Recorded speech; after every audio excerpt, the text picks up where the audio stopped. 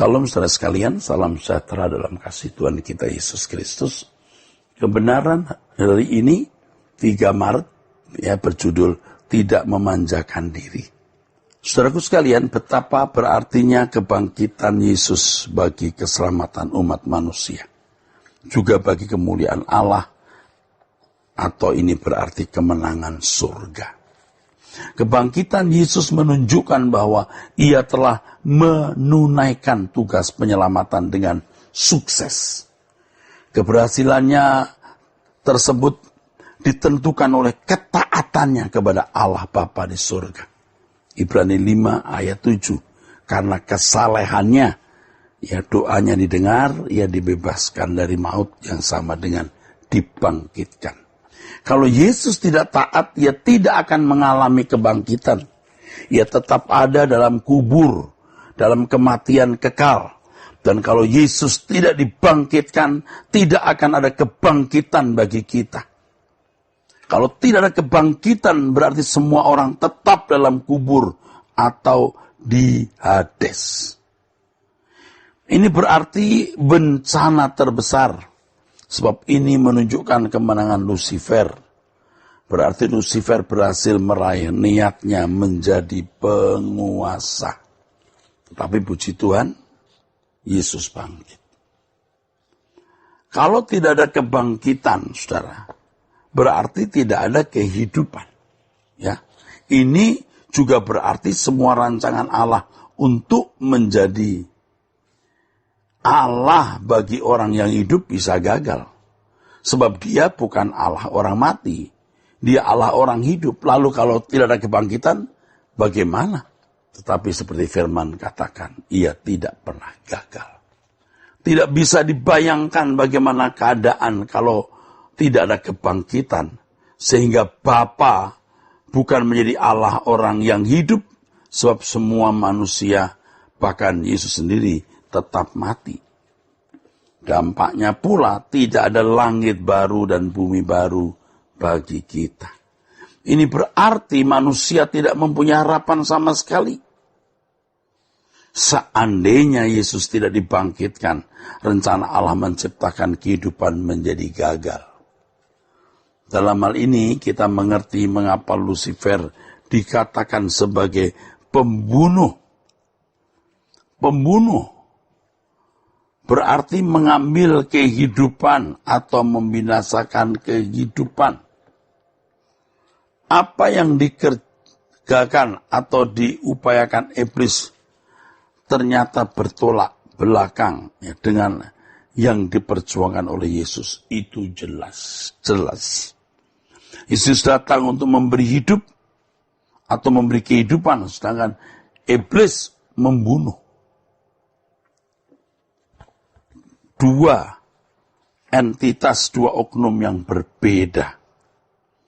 Dalam perjuangan menyelamatkan manusia, Yesus telah berhasil. Kemenangan Yesus memberi pengharapan kepada seluruh makhluk bumi dan juga surga. Dengan kemenangannya, maka ada kehidupan. Kehidupan di sini maksudnya manusia bisa menjadi makhluk yang hidup kembali dengan berdaging. Jadi walaupun tubuh kita dikubur, suatu hari kita akan bangkit dengan tubuh daging. Puji Tuhan. Tubuh berdaging dengan kualitas tinggi yang disebut tubuh kemuliaan. Seperti yang ditampilkan oleh Yesus di depan murid-murid pasca kebangkitannya. Kebangkitan inilah yang menjadi pengharapan Paulus. Sehingga ia rela menjalani apapun supaya beroleh kebangkitan. Dalam Filipi 3 ayat 10-11, Paulus mengatakan, dia rela menderita, dia rela memikul salib. Semua itu dia lakukan supaya dia memperoleh kebangkitan.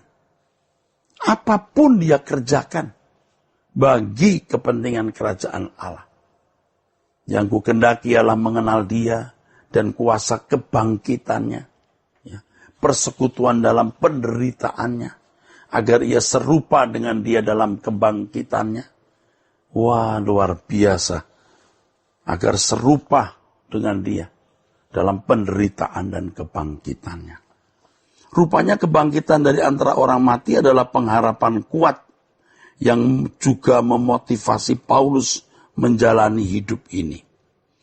Hal ini sesuai dengan apa yang juga ditulis oleh Petrus dalam suratnya, bahwa kita sebagai anak-anak Allah beroleh hidup penuh pengharapan. Pengharapan yang dimaksud Alkitab adalah pengharapan di kerajaan Tuhan Yesus yang akan datang. Jadi bicara mengenai pengharapan, hidup menyongsong masa depan yang penuh harapan, jangan dikaitkan dengan berkat jasmani. Alkitab mengajarkan itu berkat kekal, berkat abadi, saudara. Petrus mengatakan bahwa berkat yang dimaksud Alkitab itu berkat kekal. Saudaraku sekalian, pengharapan yang dimaksud Alkitab adalah pengharapan kerajaan Tuhan yang akan dinyatakan nanti. Bagian dari keteladanan yang ditampilkan Yesus dalam kisah penyaliban juga berbicara bagaimana Paulus rela melepaskan kesenangan demi pelayanan bagi Tuhan. Jadi Yesus menampilkan keteladanan hidup, Paulus meneladaninya. Paulus berkata kepada anak rohaninya Timotius, asal ada makanan dan pakaian cukuplah. Kalau Yesus disalib, Paulus juga mau mengalami penyaliban, meninggalkan kesenangan dunia. Jadi prinsipnya asal ada makanan dan pakaian cukup. Implikasi ayat ini menyuarakan panggilan terhadap semua orang percaya untuk tidak membiarkan dirinya terbuai oleh berbagai kesenangan pribadi. Ya. Tidak boleh kita terbuai oleh kesenangan pribadi lebih dari kecintaan terhadap pelayanan bagi Tuhan. Paulus tidak melarang orang mendapatkan berbagai fasilitas hidup. Tetapi Paulus mengajak atau menganjurkan agar orang tidak menginginkan lebih dari apa yang ia butuhkan. Paulus membuktikan kebenaran pernyataan-pernyataannya di dalam hidupnya secara konkret sehingga ia bisa menjadi teladan. Ya, sampai akhirnya Paulus menjadi martir di Roma. Ternyata ia bukan hanya cakap berbicara, melainkan juga melakukan apa yang dikatakan. Dengan demikian ia dapat menjadi teladan bagi orang percaya. Seorang pengikut Kristus yang sejati harus dapat menjadi teladan atau contoh bagi kehidupan umat Allah yang lain. Ini berarti kehidupan seorang anak Allah akan terbelenggu oleh tugas pelayanannya bagi Yesus. Belenggu itulah kebenaran firman yang harus dikenakan dalam hidupnya secara konkret, sehingga ia bisa menjadi pola dengan mana orang membangun dirinya. Misalnya terdapat firman mengatakan asal ada makanan dan pakaian cukup. Bagi pelayan jemaat atau seorang pendeta, mereka harus terlebih dahulu dapat melakukan kebenaran ini sebelum mereka mengajarkannya kepada orang lain.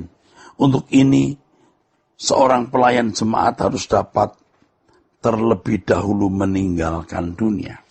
Dalam kehidupan setiap hari sebagai umat pilihan, kita harus memiliki toleransi atau fleksibilitas yang tinggi terhadap keadaan dunia sekitar kita. Kita harus bisa tidur di tempat panas atau dingin, mengenakan pakaian berapapun harganya asal pantas, dan lain sebagainya. Ya, itu toleransi dan fleksibilitas. Kita tidak boleh memanjakan diri kita. Ya, kita tidak boleh memanjakan diri kita dengan berbagai kesenangan-kesenangan sehingga kita terbelenggu oleh berbagai fasilitas dunia. Kita harus memiliki kehidupan yang benar-benar berpada dengan apa yang ada. Dengan demikian fokus kita hanya kepada Tuhan dan kerajaannya. Sola Gracia.